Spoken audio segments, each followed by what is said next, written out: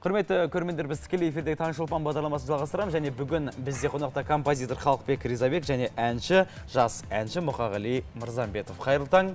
Қош келдіңіздер. Қалдарыңыз қалай? Бәрі жақсы. Көңіл күй? Жақсы. Өте жақсы. Енді Халықбек Мырза, қазіргі уақытта енді өзіңіз Мұқағалиға жетекші ретінде, композитор ретінде біраз енді атсалысып жүрген жайыңыз бар.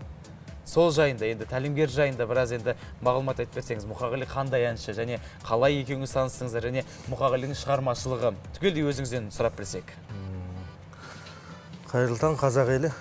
Біз енді мынау ата заман дәстүрден бері қарай сонау арқа төсінде, қазақтың кең даласында, Сахарада өскен халықпыз. Сонау Біржан, Ақан серіден бері қарай тау әніне, тау таңына құштар болып елтіп, табиғатқа елтіп өскен қазақпыз. Мен сонау Алматыдан ауысып келгеннен кейін осы Елордаға келгенде өзім жеке студиямды ашқам. Сол студияны ашқанда алғаш рет елден сұрап осы келген Мұқағали бауырым болған. Бұл бірінші ретінде рэп айтам деп келген бала болған. Рэп айтам деп келсем, қарасам Мұқағалидың өңір еті, портреті, актерлыққа және әншілікке келіп тұр. Дауыс деген сайрап тұр, жақсы. Соның ой бауырым, сен қалай рэп айтасың мынандай тұлғаңмен? Сен қазақтың бір жақсы әншісі, эстрада әншісі болуың керек. Сен рэпке түспе, ол басқұрттың біздің табиғатымызға келмейді. Сен қазақтың давай эстрадасымен шық. Сол арқылы өзім шәкірттік алдым бірте-бірте. Енді Мұқағали, өзің әңгімеге тартсақ, жалпы қалай болып жатыр енді шығармашылық? Енді өзің жайында айтып берсең, қай өңірдің тумасысың, қай жерде оқисың, қандай білімің бар дегендей? Жақсы, мен өзім негізі Тараз қаласының тумасы боламын. Бірақ көзімді ашқаннан бері осы Астана қаласында өстім. Астана өмірге өстім десем де болады. Қазір осы 1-ші сыныптан бастап осы Астана қаласында оқыдым, 4-ші мектеп гимназиясында, 8-ші мектепті бітірдім.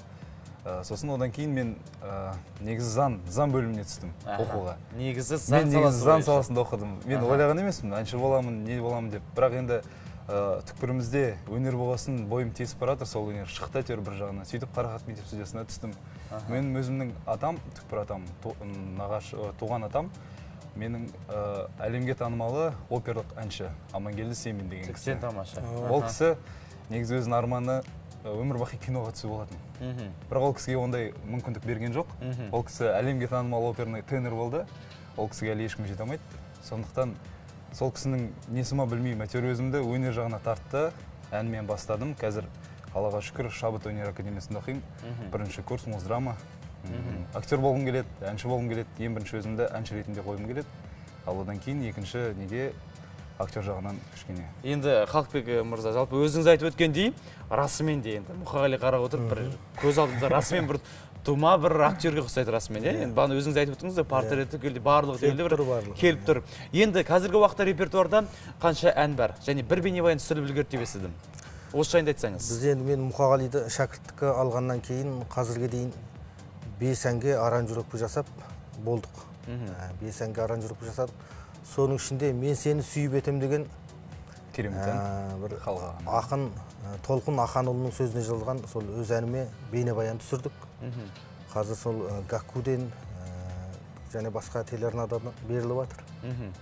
Жалпы бір бейнебаян бар, әндер бар. Әндер бар. Ал алдағы бағытта қандай бағытта, мысалға, алдағы уақытта, мысалға, қандай жанрдағы әндер таңдалады және музыка өңдеуші ретінде жалпы бүгінгі таңда қандай ақындармен байланыста боласыздар? Сол жайында айта отырсаңыздар. Біз енді жалпы бағыты негізінен мен өзім дәстүрді бітірдім ғой. Бұл дәстүр Алтай Тарбағатай мектебін бітірген, бірақ біз эстрадаға кірдік қазір. Сонымен Мұқағали бауырымның бет бейнесіне, пішініне, жалпы дауыс көлеміне қарай біз эстрадаға түсіріп отырмыз. Эстрада бағытында. Негізінен бұл эстрада бағытында көңілді, қазір жастарға ұнайтын кейбір клубын әндері бар, жастарға ұнайтын лирикалы әндері бар, соған қарай түсіп жатыр. Жаман емес, қазіргі бет алысы жақсы.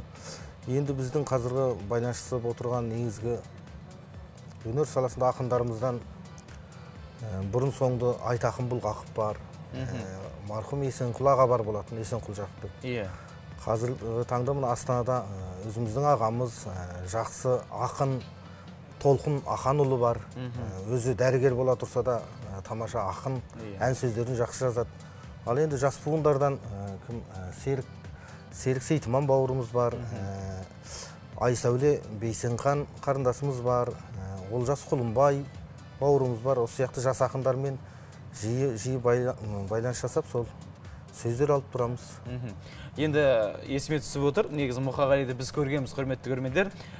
Қарақат пен Қыдырәлінің Бағым сен бейнебаянына түсің, мен осы есіме түсіп отыр қазір. Сол кездегі басты рөлді сомдаған сен болдың. Жалпы енді өзің қазақ эстрадасынан қандай әншілерді жиі тыңдайсың, сүйіп тыңдайсың? Сүйіп тыңдағанда қазір көбінесе мен өзім кішкентай кезімнен Музарт тобын көп тыңдайтынмын. Қазір де тыңдап келем, өте керемет. Және де Ринго, Орда тобы. Олар қазір Қазақстан эстрадасына жақсы әндерді әкеліп жатыр. Тыңдауға болады. Расымен де жас толқынға барады деген осы екен ғой расымен қалғаға. Өйткені қазіргі уақытта енді осы жастардың арасында Ринго, Орда тобы дегендер расымен деген танымал топтар ғой. Сондықтан осыларға еліктеп жүрген жайың бар. Өте жақсы. Енді мың естігенше бір рет көрген, бір рет тыңдаған жақсы дейді жалпы енді. Сондықтан қандай ән орындаймыз қазір? Қазір мен айта кетсем, осы орындайтын әніміз халқыға осы әнді жай шығарған жоқ. Бұл әннің шығуына себеп болған нәрсе, ол мен халқыға анамды көріп, анама шығарған әні. Соны сіздерге тартып етсек, жан әніміз осы жақында шығады. Жан ана деп аталады ғой? Жан ана деген. Жан ана. Ендеше құрметті көрермендер, қабыл алыңыздар дейміз ба? Жақсы, рахмет. Енді мен баянда аккордеонды ойнап берейін, Мұқағали өзі айтсын. Иә, Мұқағалидың дауысын естиік енді. Бұл әннің сөзін сол жаңағы ақын ағамыз Толқын Аханұлы жазған.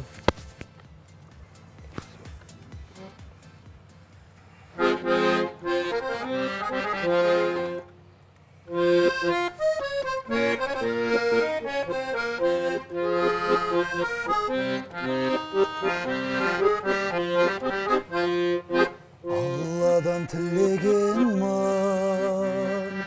мен сенің жүрегіңмен, аңсаған арманында жалғайтын бір өмірмен.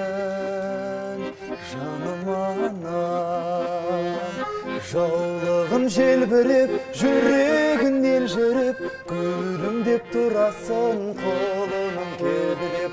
Аналық сезіммен мейірің төгілген, ескерсең маңдайдан бақытты сезіммен.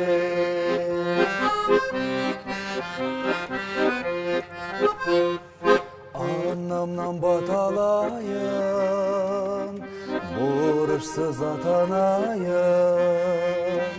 Меккеге арқалап ап, жеті рет апарайын. Жаным анам, жаулығын желбіреп, жүрегің елжіреп, күлімдеп тұрасың, қолының келді деп. Аналық сезіммен мейірің төгілген, ескесен маңдайдан бақытты сезіммен.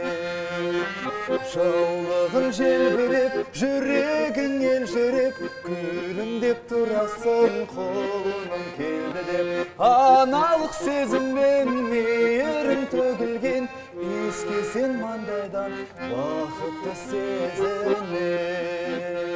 Бақытты сезіммен. Бәрекелді, көп рахмет.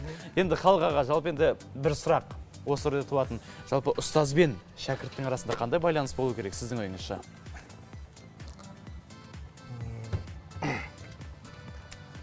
Мен енді бұрын соңды ұстап отырған бірінші осы 38 жасқа толғалы бір өзім басқаға шәкірт болып келдім. Осы жасқа толғалы енді бірінші рет ұстап отырған өзімнің шәкіртім осы Мұқағали.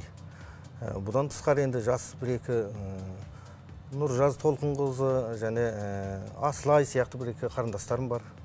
Осылар тәрбиелеу үстіндеміз, бірақ олар әлі оқу жасында кішкене. Қарап отырсам, шәкірт пен ұстаздың қатынасы бейне әке мен баланың немесе ана мен баланың махаббаты сияқты болу керек. Бір нәтижеге қол жеткізу үшін өнердің биігіне шығу үшін өте етене байланыста болу керек. Мейлі өнер жағы емес оған. Идеялық, мінез құлық, жақсы өсу, жалпы қоғам жағынан да сабақ беріп, бірлікте дамыған жақсы деп ойлаймын мен. Тек өнер ғана емес, адамдыққа тәрбиелеу керек жалпысы. Жалпы енді осы орайда қосып кетейік, қалжың болсын, негізі халық аға мен Мұқағалидың шаш үлгілері ұқсайды. Қарап отырсаңыздар, расымен де ұстаз бен шәкірттен бірден тануға болады өйткені екеуіңіздің шаш үлгілеріңіз бір-бірінен айнымайды. Бірақ Мұқағалиға мен шаш өсір деп айтқам жоқ. Айтқан жоқсыз дегенмен Мұқағалидың өз таңдауы, иә? Жақсы, Мұқағали, енді ән әлемінде сен үшін ең маңыздысы не? Ән әлемде ең маңызды маған әнді халыққа жеткізген. Жүрекпен айтып, сол әнді мағынасын елге түсіндіре алсам, халқыма. Сол маған ең маңыздысы сол. Ендеше жүректен шығар әндерің көп болсын. Әрдайым жүректен шыққан ән жүрекке жетеді деп айтып отырмыз. Сондықтан әдемі әндер, әуезді әндер көп болсын деген біздің тілегіміз бар. Және сөз соңында барша алаш жұртын таңғы ұйқысынан оятып, таңғы тілектеріңіз болса өздеріңізден. Рахмет, барша халқымызға тек жақсылық болсын. Осындай жақсылықта бас қосайық, мынандай бейбітшілік заманда аман-есен өмір сүріп жүре берейік. Хан иеңді қадірлі қараша жұрт ол Алланың жердегі көлеңкесі деп жатады. Ел басымыз, жалпы ел қадірлейтін ағаларымыз аман болсын, халқымыз аман болсын. Айтқаныңыз келсін, Мұқағали, таңғы тілек болса. Таңғы тілек болса, былай айтар едім. Күндеріңіз сәтті өтсін. Дүйсенбі, міне қандай тамаша тілек. Дүйсенбі баршаңызға сәтті өтсін деп Мұқағали тіледім. Құрметті көрермендер, біздің арнамен бірге болыңыздар. Және бүгін бізде қонақта композитор Халық Ризабек және жас әнші Мұқағали Мырзамбетов. Ал таңғы